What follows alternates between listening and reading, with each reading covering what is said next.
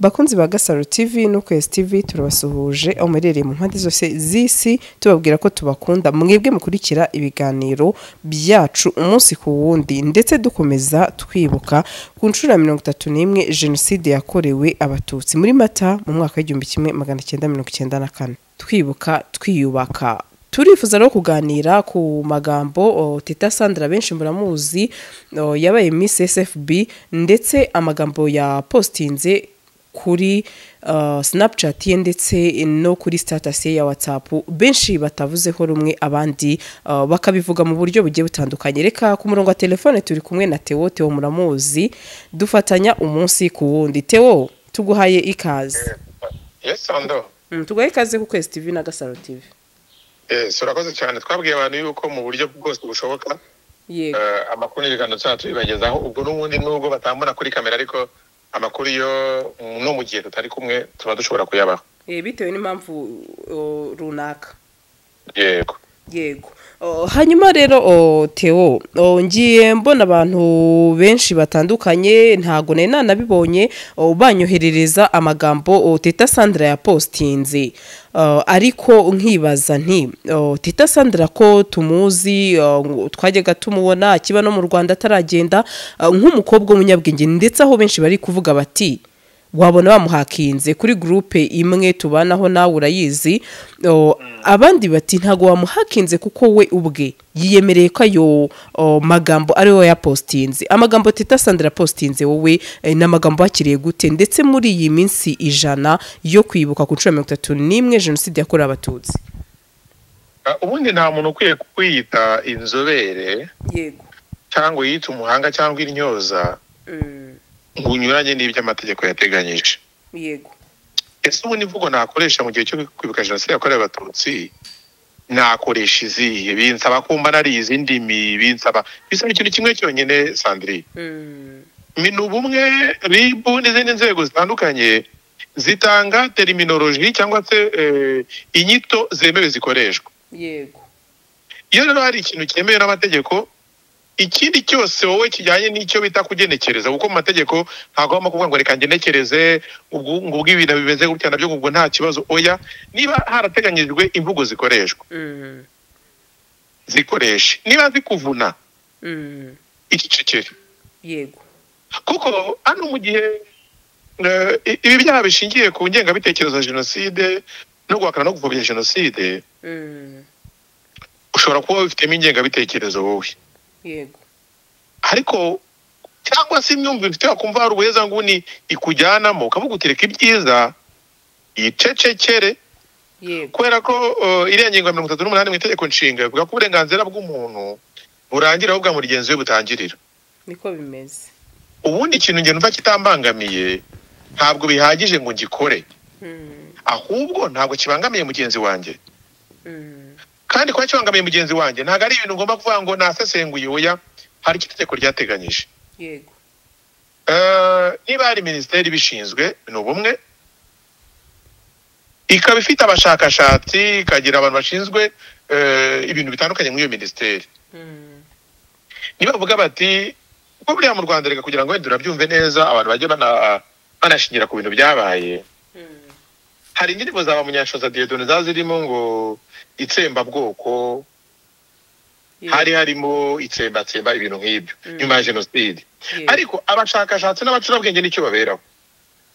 Izo ndirimbo ntabwo ari uvuga ko nyirazo hari icyaha yakoze ariko guhera igihe bavuze bati inyito yemewe ni iyi ngiyi. Yego jenoside ntabwo ari ijambo ry'ikinyarwanda ariko nyuma yo kugoragoza basanze hari ababyitwaza bagashaka kugenekereza no kugoragoza bavuga bati ibyiza reka dukoresha inyito imwe jenoside yakorewe abatutsi.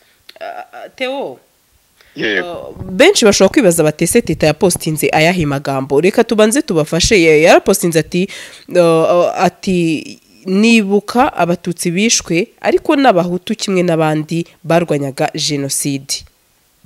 Yego ubwabyo ibyo ngibyo confusion ya mbere birimo abishwe n'iki kuko ntabwo kwibuka abatutsi baje jenoside yakorewe abatutsi urumva iyo turi kuvuga ntabwo tuba turi kuvuga umututsi wapfuye azize indwara agapfa muri 90 cyangwa 91. Yuvuze ngo n'abandi bapfuye baba naba still biraza muri mwe nakubwiye ngo kuko hano barapfuye yego gupfa wavutse wese aranapfa ariko bishwe n'iki bapfuye bazira iki naho ngaho rero ibintu byose kuko niba twinjiye mu gihe cyo kwibuka jenoside yakorewe abatutsi ntabwo tutatuvuga ngo twibuke n'abazize impanuka kandi n'abazize impanuka nabo barapfuye yego ntabwo niba ari igihe cyo kwibuka jenoside yakorewe abatutsi kuki wabivanga n'ibindi urumva rero intention yo kubivanga ubwayo ni y'abantu bakweshoninga niyo bagiraho ikibazo yego uvuze gutyo ngo niyo abantu bagiraho ikibazo uhita umpa ibitekerezo nagiye mbicamo abantu benshi n'imvugo yabarakaje abandi birababaza cyane abandi bati ese teta ko twaherutse uri muzima ati byaba bigenze bite ku buryo uri gukoresha iyi mvugo ipfobya jenoside benshi uvuge ko hari n'abavuze yuko ari abantu bari kubikabiriza hari n'abavuze yuko ari abantu bari gukabya bari kumurenganya nta byacitse yego abo bose barahari impamvu kandi bahari ni niyo mpamvu turi gukora ikiganiro nk'iki sibyo ikintu niba uzi ko utagishoboye kugikora uko cyagenwe uko amategeko abivuga uko inyito zemewe zatangajwe n'inzego zifite ububasha zabivuze ko ntekereza ko udashoboye uvuga ibintu bizima byemewe n'amategeko ntabwo winaniwe wananirwa no guceceka hanyuma nibyo ibyo uvuze abantu benshi babivuzeho ku buryo butandukanye ariko nabonye n'umuvugizi wa RIB Dr Murangira Bitieri yagize icyo abivugaho nawe wabibonye nabibonye nawe aravuga ati itegeko rirasobanutse ntacyo reka tubibagezeho yagize ati usesengura ibyo uwo teta yashyize ku mbuga nkoranyambaga ze ukareba ibyo amategeko ateganya rwose biragaragara ko yarenze ku byo itegeko riteganya jenoside yakorewe abatutsi kandi niyo yibukwa naho kongeraho ibindi ni ukunyuranya n'ingingo ya 5 y'iryo tegeko navuze yakomeje avuga ko ingingo ya 5 y'itegeko rihana ingengabitekerezo ya jenoside n'ibyaha bifitanye isano nayo ivuga ko umuntu uvuga cyangwa ugaragaza ko jenoside atari jenoside kugoreka ukuri kuri jenoside agamije kuyobya rubanda kwemeza ko mu Rwanda habaye jenoside ebyiri kuvuga cyangwa kugaragaza ko jenoside itateguwe abakoze icyaha cyo guhakana jenoside yego ntabwo ntekereza yuko leta y'u Rwanda cyangwa se ibijyanye no kurekonesa abantu babaye intwari bahagaritse jenoside cyangwa se hari abahagaritse jenoside hari abakumiriye ubwicanyi bwa jenoside mu bice bitandukanye aho bose leta y'u Rwanda ngira ngo hari ikiganiro twabikozemo tuganira ku cyo bise abarinzi b'igihango yego abarinzi b'igihango bashimirwa uruhare bagize mu kurokora abatutsi muri jenoside yakorewe abatutsi ariko ngira ngo uribuka arete sitex dusobanura uburyo yaje mu Rwanda muri 94 n'uburyo yabaye umwe mu bantu bagaragaje ko mu by'ukuri cyabaye atari gusubiranamo kwa moko yego gusubiranamo kwa moko ni iki gutanga iki iyo gusuranyemo amoko nibwo bavuga ngo kana kabapfuye ukibuka ko bapfuye kubera gusubiranamo ariko ya jenoside yiswe jenoside ntabwo abapfuye bose bagomba kwitwa victime ya jenoside mu gihe cyose batazire ko niba jenoside yakorewe abatutsi wishwe wapfuye atishwe kubera ko ari kuko reka nkubwire Sandrine kananga urugero rufatika yego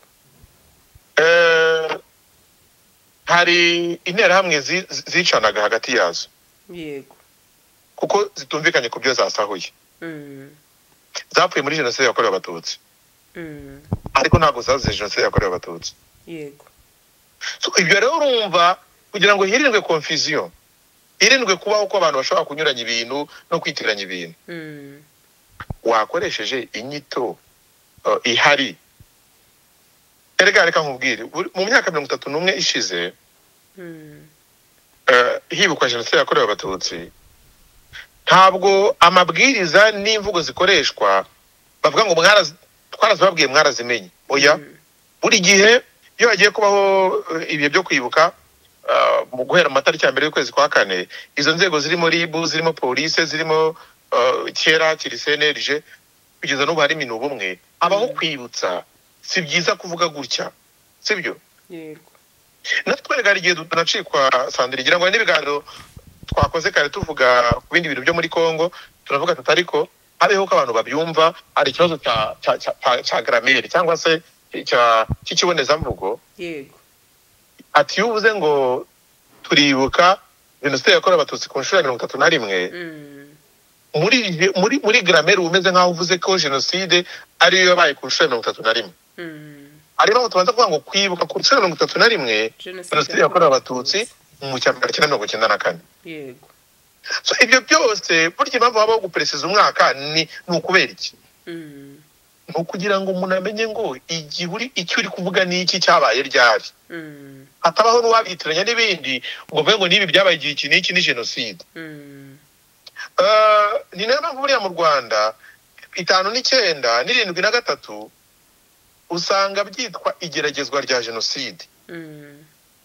Abantu bishwe bazira uko bavuze, ariko mu Rwanda 1994 nibwo tuzi ko habayeho jenoside rurangiza yakorewe abatutsi. Erega abantu bajye banumva ko dufite urubyiruko, dufite abana bakiri batoya, tudakwiye gushyira muri iyo confusion. Yego. Tudakwiye gutuma bakura bavuga ngo rumwe ngo nese ngo nuko byagenze. Urumva abantu bakuru nibabyirengagiza, abana bazavuga ati bya bintu byari ukuducanga. Yego. None utaruhari yakumva aryo ko yakumva abantu bose barapfuye. Theo nsoza ya Dr. Munyagibitsieri kandi yagaragaje ko ibitekerezo ari uburenganzira buri wese ahabwa n'itegeko nshinga, ariko bufite irengayobora. Ni ukuvuga kwirinda gukora ibyaha, kuko ugomba kubaha ituze rusange rya rubanda, kuko ubwo ituze rusange rya rubanda urumva ko hari abo byakomerekeje ndetse muri ibi bihe bitoroshye. Oya, no kuba turi kubiganira aka kanya. Yego. Nuko ibintu byakuruye impaka. Yego. Ese ubundi uretse hari igihe kimwe umukuru w'igihugu yigeze kuvuga, n'ubundi hari gutangira umugaragaro cy'umweru cyo kwibuka. Ngira ngo ni ku nshuro ya 30 nibuka neza. Yavuga ati ntabwo mushobora kwihangana akanya gatoya. Umunsi umwe byibuze wonyine. Kugeza uyu munsi bitewe n'imyaka ishize mike, ariko nanone myinshi. Ni mike bitewe nuko hari n'abantu bavuga bati jenoside yakorewe abatutsi yabaye kera, gusa umuntu afite imyaka 10 agize 41. Atapfa ikomere. Ibikomere uretse kwirengagiza ntabwo bijya birangira, ahubwo birahinduka. Yego. Hari umwana wari ufite ikibazo cyo kubura ababyeyi, uyu munsi wenda yarashatse n'umugabo cyangwa n'umugore, ikibazo cy'uko abyara noneho ntakabura umuhemba cyane. Bavuga ati aka kanya iyo ababyeyi banjye batarishwe baba bagiye kumpemba nk'uko n'abandi babyeyi babyara iwabo bakabahemba. Iyo myaka ni myinshi ariko ni na mikeya. Ni myinshi irahagije kugira ngo tube twarize twaranamenye ko mu by'ukuri atari byiza ko wakoresha inyito zitemewe kandi zemewe zizwe. Yego. Byaterwa n'icyo yise myinshi cyangwa mikeya ukurikije. Nibyo rwose. Kandi natwe Theo, impamvu tuba tubageza aya makuru ni ukugira ngo benshi bajye basobanukirwa niki gikwiye gukorwa, niki kidakorwa, amategeko cyane ko areba buri wese, ari byo na Dr. Munyagibitsieri yavuze ati amategeko buri wese aramureba. Ati tuzaho jenoside yagejeje iki gihugu. Ku mategeko hariho n'ikintu cyiza gikomeye abantu bakwiye kumenya. Abahanga bavuga ngo ni garde-fou. Yego. Garde-fou niho uvuga ngo ni nk'ikintu kigutangira. Yego. Nugera kuko amategeko ntabwo bisaba ko abareba ari abanyamategeko, ariko niba batubwiye bati ikintu ntabwo cyemewe, ntabwo gikorwa gutya, gikorwa gutya, aho hantu nyine uwo murongo ntarengwa washyiriweho wubahiriza ukuri, ugabanye ubundi busesenguzi bwawe n'ubundi buhanga wiyumvamo cyangwa ikindi. reka dusoze ariko tubibutsa ko Teta yabaye igisonga cya Nyampinga wiyahoze ari SFB. nagiye mbona abantu benshi batari ko se nkawe koko ko dore uko ufite ubwenge waratorewe kuba Miss bataka kanya bigenze bite? Urareba ibitekerezo byinshi ntago biri kuvugwaho rumwe, ndetse dukomeze twibuke twiyubaka dukoresha amagambo akwiye muri ibi bihe bitoroshye. Kandi urakoze cyane ubwo n'abantu bajye bumva ko ibiganiro nk'ibi kintu biba reka nkubwire ngira ngo kare twabuze tuganira wenda bitari kuri kamera twiganirira tutsi nkuriya mwana w'umukobwa wa Kicukiro w'imyaka 23 yego bena bibona nka esheke ya societe muri rusange bityo nizi nyito nk'izi byaba byiza twirinze ko tusabana abana bakiri bato nk'uyu nguyu bijandika mu bintu nk'ibi yego ariko none bibona nka negligence kubera ko akorwa byinshi, akorwa ibiganiro, hatambuka ubutumwa butandukanye. Impamvu butambuka ni iyihe Sandrine? Ni ukubera ko leta izirikana ko abantu bose buri bantu batabyumva kimwe. Yego. None se ni ibintu byaririmbwe guhera mbere gato y'icyunamo. Umunsi nyirizina ukagera umukuru w'igihugu atanga ubutumwa. Yego. Ubwo yatanze mu Cyongereza abanyamakuru tukajyaho tukakora ibiganiro tugasemura.